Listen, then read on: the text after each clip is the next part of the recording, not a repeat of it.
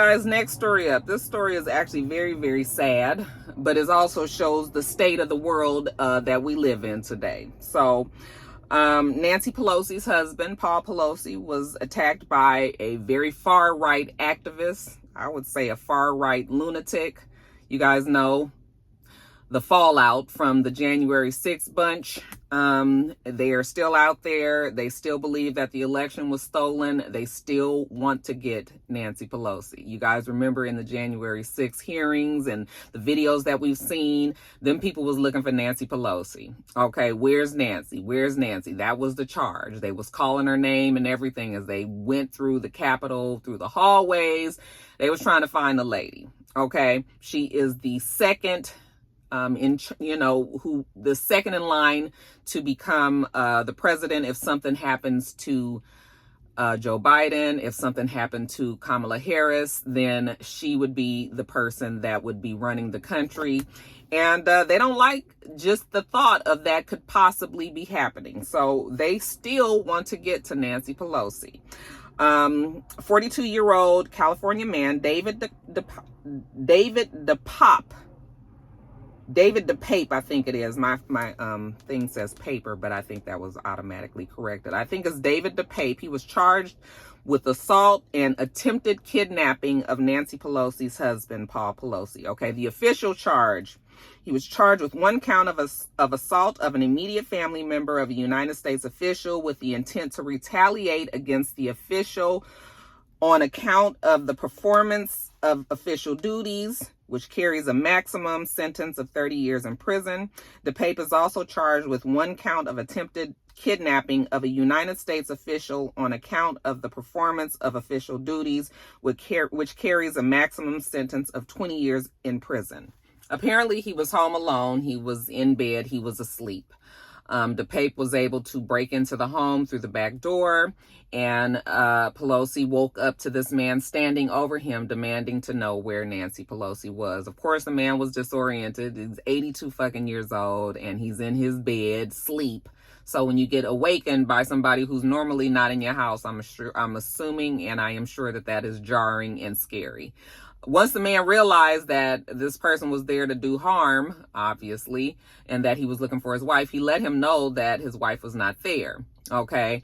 The man told Pelosi, apparently, that this was the end of the run for him. His intention was not to do anything to Pelosi, but I guess now that we got this confrontation, then yeah, this is probably going to be it for you. Now, somewhere along the conversation, Pelosi was able to get to the bathroom with his cell phone and call 911, left the phone open so that they can hear, and then gave clues in the conversation that he was having with the man, so that the police would know that he was in danger and that they were dispatched.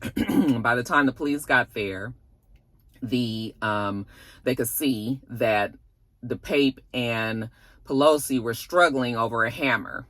Okay. Right as they got there, DePape had gotten control of the hammer and with all of his force hit Pelosi in the head, knocked him unconscious. That's when the police barged in, tackled the man, and, arrested him, found that he had zip ties and tape and rope and another hammer and gloves, rubber gloves, cloth gloves, like had all of these things where he clearly was attempting to at least kidnap Pelosi. My belief is that he was going to kill her. Okay. And thank God the police got there when they did. Yeah, they did. He did hit the man in the head. The man was knocked unconscious for a few minutes, but did wake up in the pool of his own blood. They had to rush him to the hospital. He had to have surgery. He had a fractured skull. All of this, you guys. I am shocked that in this day and age, the security is not at the homes of the officials, especially somebody like Nancy Pelosi. Now, I know that they said that when she's there, then of course security detail is there as well. But I guess so, they haven't had to deal with somebody trying to attack the family members. And so they keep the house on camera. Apparently the Capitol has it on camera, but nobody is really monitoring it when she's not there. And that just seems like that's not right. Like, Y'all need to protect these people. We had the judge. Remember the judge whose son was killed last year and the husband was beat up? It seems like after that happened, they would know that the temperature of the nation right now is that these motherfuckers is crazy. They going for all of the people that they deem who have stolen the election or who is upholding the myth and the lie of the election being stolen. And I just can't believe that they didn't have at least one person on the detail of all of these people. That shit is scary. It then got to the point where, these politicians, they got to really think about, like, if you want to really run for office now, that shit could mean your life, okay? It ain't just you going out and shaking hands and holding babies and kissing them and taking pictures and, at the parades, and none of that no more. It is completely, totally different. Nobody can't tell me that man wasn't going to kill Nancy Pelosi if he found her. And that's just awful. This woman is old as hell. Her husband is old as hell.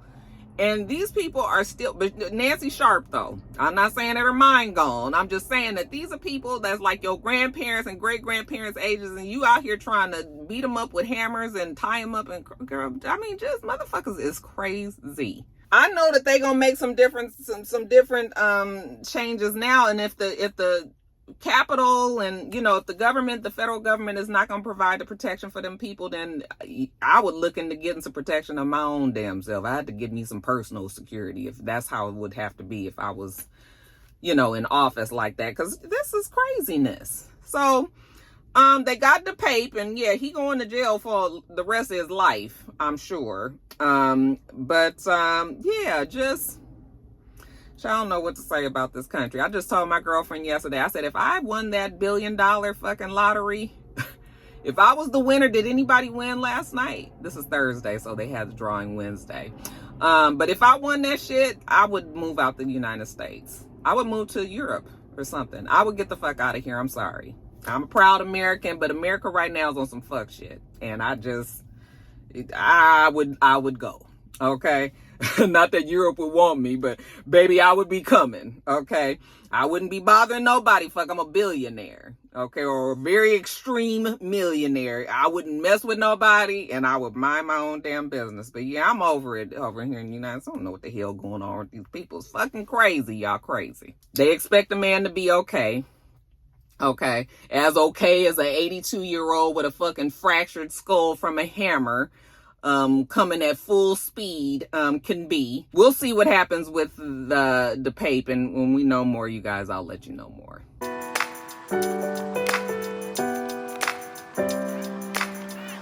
Next story up, you guys, your girl SherylLeeRalph. So apparently she was flying somewhere on Delta, and Miss SherylLeeRalph was late to check in her bags. They have a 45-minute window apparently, and if you come after that, then you can no longer check your bag on that flight, and most people are not going to get on a flight without their baggage, so you miss the flight basically.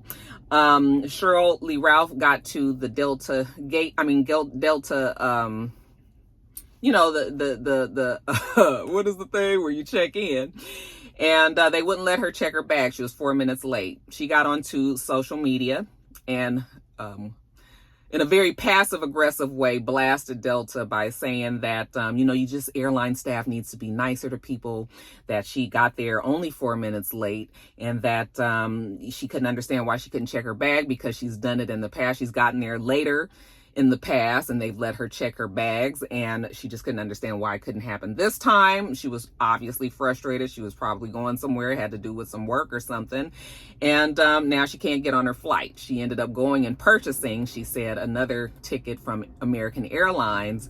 But she did this video and I was just like, listen, auntie, we love you for real, we do. Okay, but because I used to work for United Airlines, I understand. Systems are put in place at these airlines for a reason. And many times nobody understands those reasons unless you work for the airline. Okay. But do you know that a 4-minute late bag can completely throw off the schedule of that entire airplane? The airlines get charged if they leave late, if there's some sort of issues at the gate, like all these things matter. That's why when they be rushing your ass to get on that plane, because once they close that door, as far as it, officially now they have left. All right. They might still be sitting at the gate, but you can't get on the plane, can't get off the plane. It's like, okay, in their mind, we have left. Anybody coming in that doesn't understand, the same way she is saying you don't understand what a person is going through, be nicer at the airport, then I'm sure the airlines would say, I wish you would be understanding, because you don't know what the airlines go through if we end up being late because of your 1 4-minute late bag. So like Ashley said on her Instagram stories the other day, baby, we love Auntie Cheryl down. We love her down, but wrong is wrong. And we not going to be mad at Delta because you got there late. Yes, in the past, they may have accommodated you, but you don't know what might have been happening that day. Maybe they were ahead of schedule. Maybe there were things that was happening that it all fell into place that they could still take your bag and you was 10 minutes late. Okay. But in this particular day, that's not what the case was. So her doing that kind of gave entitled.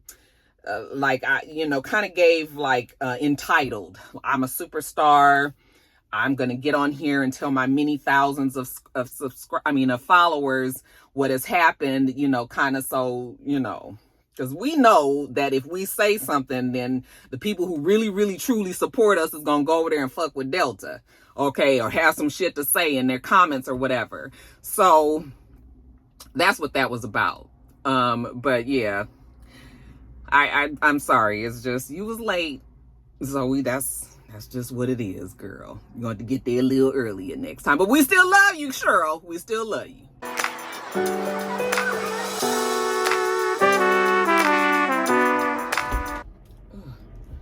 It's getting hot in here. All right, I'm going to do this next portion with... All right, I'm going to leave my door open. I don't feel like trying to roll these windows down. Next story up, you guys, Spice, the dance hall artist from Love and Hip Hop Atlanta, blue hair, powerhouse performer. I have a super respect for Spice, and what she does on that stage is amazing. Apparently she was over in the DR and she was getting some plastic surgery done, and there were complications. So late yesterday evening, last night, the rumors were going around that she was in a coma out in the DR because of complications from the surgery. Some of her people reached out to the blogs and told them that no, that's not true.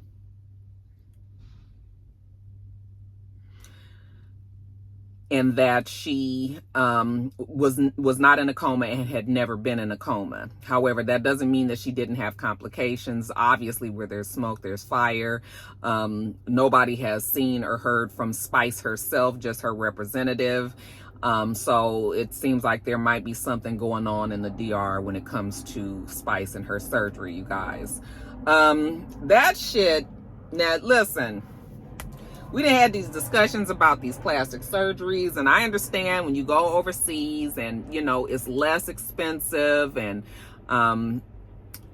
many times people go over there and it goes smoothly, and they come on back and they got their body at a discounted price and everything is good. But we also hear enough stories to make me want to pause. I don't know why other people still feel like it's okay to go forward with these overseas plastic surgeons who don't have the same guidelines, rules, certifications, and the such that the plastic surgeons here in the United States have to have. Why are you risking your life to go and have the surgery done? I'm not going to never understand it. I definitely don't understand when you are rich enough, when you have enough money that you can actually afford to get it done in the United States. It's one thing when, you trying to just do something to your body. You ain't really got it like that. And you hear about the hookup down in the DR. Okay. That's one thing. Even though that shit is still, it ain't worth it to me. But you can kind of almost understand why some people would do that. But not with the damn horror stories that we've heard. You just be like, what gets into these people? But I never understand why when you rich, Spice can afford to get it done here in the United States.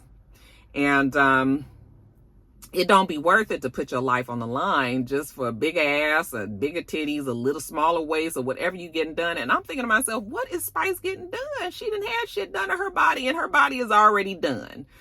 Unless maybe she was getting some shit corrected. I don't know what the case was, but I wish people would start taking their health and they fucking lives seriously. Okay? It's too much negative that done happened with that shit. And I'm telling all of the rock stars out there, because Rocky love you. And listen, I have thought about having some augmentations done. Y'all know I have an obsession with small waists. I really wish that I had a small waist. As I get older, I'm not getting my ass on nobody's fucking table to try to get this waist in, baby. This the body you gonna get, okay? But, I've thought about those kind of things. You guys know I have, I have insecurities about my nose. I've always said I wanted to get a nose job, and close this door because it's starting to get loud. UPS man is coming blue, about to start barking. But it don't be worth it for me, at my age, my big grown age. I don't need to be on nobody's table. However, the young girls and everything, I'm not against plastic surgery. I just want you to get the shit done right. I want you to get it done right. I'm tired of people going to these back alley motherfuckers with cement and rubber glue and all of these other things that they injecting into people. You would think with the stories that we've heard about people having all these reactions and being sick and even dying, that would stop people, but it doesn't. It don't stop folks. They still doing it. And it's going to be a tragedy if something happens to Spice. I don't want nothing to happen to Spice. I love watching her perform. Okay, boom, boom. What's the damn song? I used to know the fucking words to the Kylie for tiger, boom, boom. Something Black China say tiger, say boom, boom. Fee China. I can't even say the word. Y'all, I used to sing it all the fucking time. That shit is the jam. Okay, boom, boom. But I can't remember right now. But anyway, we can't afford to be losing the Spices of the world. Okay, I just need y'all to make better decisions when it comes to your life. If you just absolutely have to have this shit done, please go to a motherfucker that has a certification in the United States. You ain't got to go to Beverly Hills. Okay, go on and get the shit done in Atlanta if you want to. Some big booty doctors here in Atlanta and Miami and everything. It can be done. But I'm going to need y'all to be safe about it. So our prayers up for Spice. Hopefully she is okay. She can come home safely and recover whatever she needs to do, because, honey, the world still needs a Spice out there. Hopefully she's going to get better soon.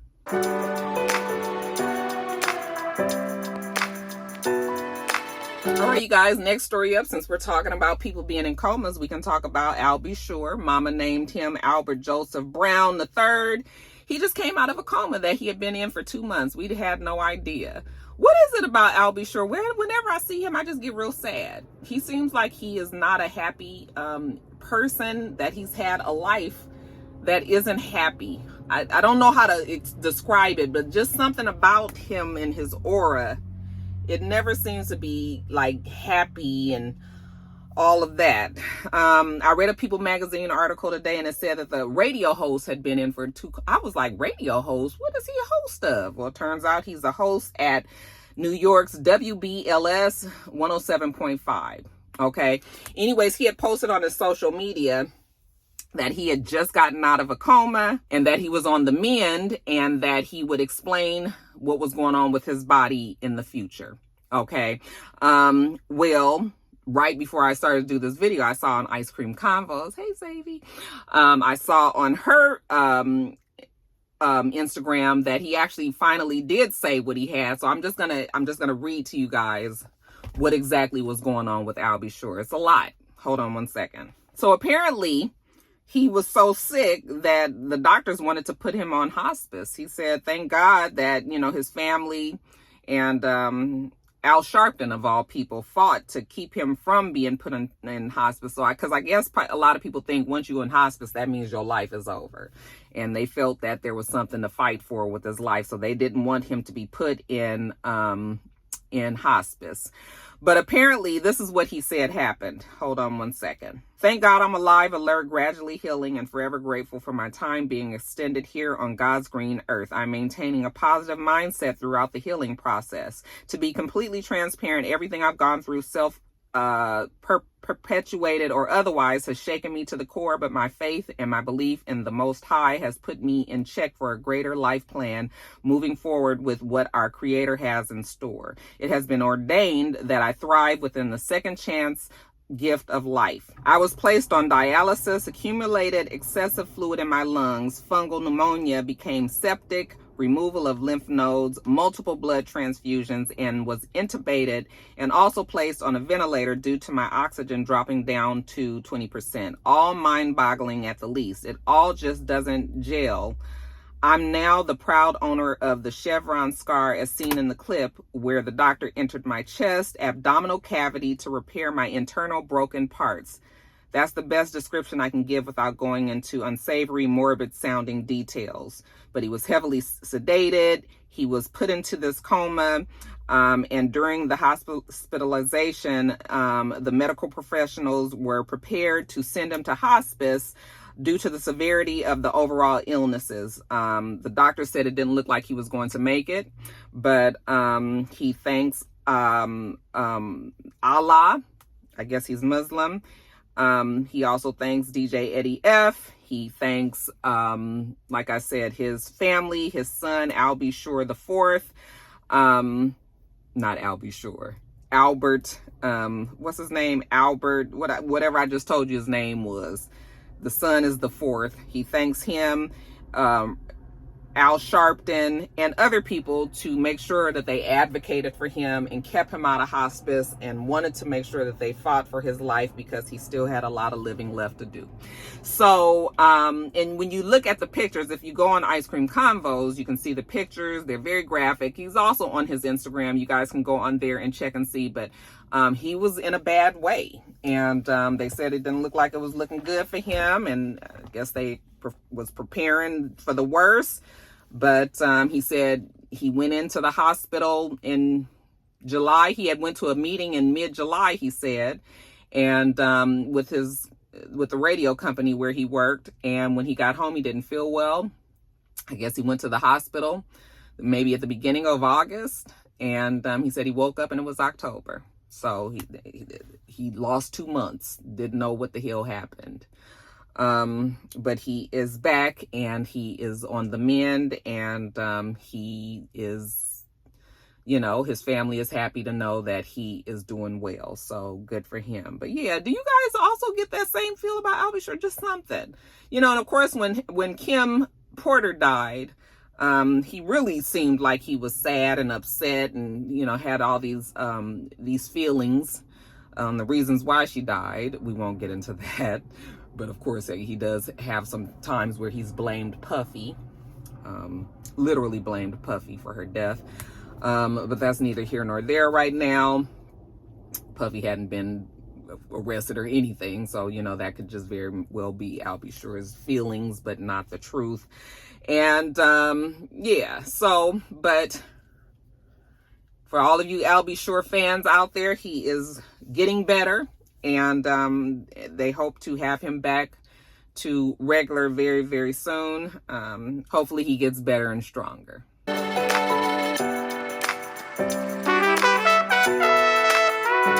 right, you guys, this is a pretty good story. I mean, this is one of those bittersweet stories to report on, but those who were accused of murdering Malcolm X, who were wrongly accused of murdering Malcolm X back, years ago, they were recently let out of jail because they were wrongly accused. Now it has come out that New York City will pay $26 million to Muhammad A. Aziz and the estate of Khalil Islam for the wrongful conviction, of murdering Malcolm X, and the many subsequent years after they were charged and arrested and found guilty, they stayed many years in jail. Well, now they are out, and the New York City is paying them $26 million. Apparently, New York, the state, is also paying them $5 million apiece. So in total, $36 million will be paid out to Aziz and the estate of Islam. This statement was put out. These settlements acknowledge Muhammad Aziz and Khalil Islam's innocence and unconscionable violations of the law by police and prosecutors sworn to uphold it. This settlement brings some measure of justice to individuals who spent decades in prison and bore the stigma of being falsely accused of murdering an iconic figure. Okay. So yeah, $36 million, that's a whole bunch of fucking money. Is that enough for persons who have lost the meat of their life to in jail and then didn't even do anything, or did not kill Malcolm X? No, there's no amount that's worth you having to be in jail for decades, okay, with an S on the end. But at least this is going to be something that sets them right for whatever well, I don't believe they're saying the estate of Islam, so he's not even alive any longer, but Aziz, that this can set his future. At least we know that he has the money and all, but I mean, there's lots of other things that you got to deal with when you've been in jail for wrongly accused for many years. So no, it's not, that's not how, I mean, they should be getting way more than that, but at least there's something. Because sometimes you'll hear about people just getting $2 million and you think to yourself, you can't even buy a fucking house in New York for $2 million, so there's that. But I mean, I guess I'm happy that they're at least trying to do something for these people, and hopefully everybody's just going to move on from there. Congratulations to them on the settlement.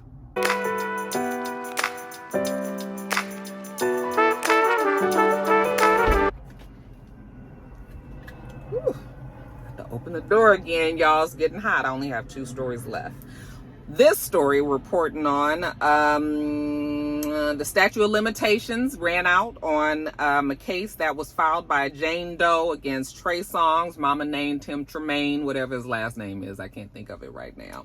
But apparently, I told you guys the story about this. They had a casual sexual relationship already back in 2016. In March of 2016, though, apparently that casual relationship went real left, turned very sour. They were at a party in West Hills, and apparently he raped her. She wanted him to stop, even if they had a consensual relationship in the past. And when somebody tells you to stop and you don't stop, from that point on, you are raping them. Okay, people need to understand that.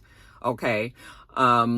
He continued on, whatever. When she got picked up by the Uber could tell she was distraught, took her to the hospital. They did a rape kit, said that she had trauma, within her vagina, that there were tears and bruises. They actually thought that they were going to have to do some surgery, that's how violent it had been. But for whatever reason, she did not file any charges right away. She waited 4 years. She waited 6 years, I should say, and filed in July of 2022, just earlier this year. And that is 4 years too late. It's only 2-year statute of limitations. And after that, the judge dismisses the case because you waited too long. So, of course, Trey Songz has always denied the allegations. This is not the first of allegations. This is not the second or even the third allegations that have been brought up against Trey Songz. He always gets out of them. None of the sexual, all of the sexual abuse allegations that have come up against him so far, he's still been able to be out of jail and, for whatever reason. Remember when we was getting these stories about Nelly all the time and then they finally stopped? Now we've got Trey Songz is the new that was getting these stories, and they continue to come. But we haven't had anything new recently, but yeah. Trey Songz, he was lucky. We will not have to face the courts about this case anyway.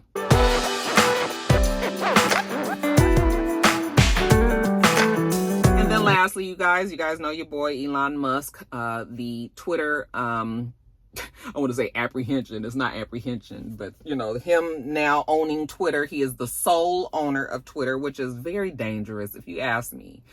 When you have something as large as a platform as Twitter is, and only one person is controlling it, he done fired all the board basically, and now it's all just going to go by whatever his rule is. I have gone back and forth whether or not I'm going to stay on Twitter. Right now, I'm going to stay on Twitter, but if the shit get too fucking wild, wild west, then the bitch is off, okay? Because I don't need that kind of stress in my life. Even though you can still avoid a lot of the full of fucking niggatry that goes on Twitter if you just stick to your feed as opposed to going to the home feed where it be all kind of shit going on, okay? But still, just the thought of supporting some shit that promotes hate speech and white supremacy and all of this negative shit, I don't have time for it. And really, Roxanne is in the business of protecting her peace at all fucking times. That's why this live thing coming up is making me nervous. Y'all gonna take care of your girl, right? Y'all gonna be nice, right? Okay, but anyway, yeah, I don't know. Right now I'm staying on, but we're just gonna see what happens. But right when he got control of it, then everybody wanted to say nigger with the R, the ER on the end. You know, people wanted to say it, and I was just looking at that and just shaking my head like, oh, you motherfuckers been wanting to say it for the longest. Now you trying to say it and you think it's funny and cute. But honey, you best believe I was trying to look and see if I knew any of them damn people that was doing it. I was trying to see. Okay, but yeah, I just don't know. I'm not really happy with the idea of Twitter really changing to something very different. Like, I'm just you know. But now Elon Musk has put out that they're about to start charging for the blue checks. Now you guys know people have been verified on Twitter. You have to have a certain type of presence on social media or whatever, and they give you a blue check. And people earn those things over the years, you know, that it was like, that's an important thing. You got the blue check. That means that you really are doing something out there that people are worth, you know, needing to see. Well, now Elon says anybody can get a check, a blue check, if you pay. At first he was saying $20 a month. Okay. Which adds up to be $240 a year to be on Twitter. Those who have a blue check already, you will lose that blue check status if you decide not to pay the $20 a month. But if you decide to pay $20 a month, anybody can have a fucking blue check. You can have a blue check. You get a blue check. You get a blue check. You get a blue check. It kind of cheapens the brand a little bit. It reminds me of the same thing of when YouTube used to have like this prestigious partner program where in order to become a partner, you had to have all of these things. There was never anything written or said in order to become a partner, but you just knew that if you became a YouTube partner, that you were really having some sort of presence on YouTube. Well, then they changed it. Anybody can pretty much, they don't even call it a partner program anymore, but pretty much anybody can monetize videos as long as you have 1,000 subscribers, 4,000 hours watched, or whatever the parameters are now. But back in the day when I first started YouTube, it was a big deal to become a partner. Now it's just sort of like anybody can get on YouTube, and if you can get the following, if you get enough people to listen to you, then you will get paid for it, you know. So it makes it a little different, and I guess that's how the world turns, you know. That's how things happen. But this whole idea of Elon Musk being there, like, it still leaves like a sour taste in my mouth. Like, I don't like the idea of him just running the whole thing, and this whole freedom of speech. You know how people take liberties with freedom of speech. So we'll see how it goes. But y'all let me know, are you going to be paying for this $20 a month if you want that blue verified check? Will it even hold the same weight that it has in the past now that anybody can get it? What do you guys think?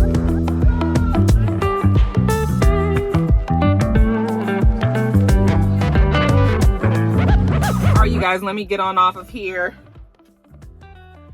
You guys, we do this every single week. So make sure that you rate, comment, and subscribe, and make sure you come back.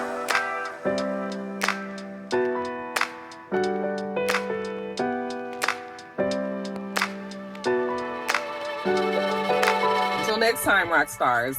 Bye.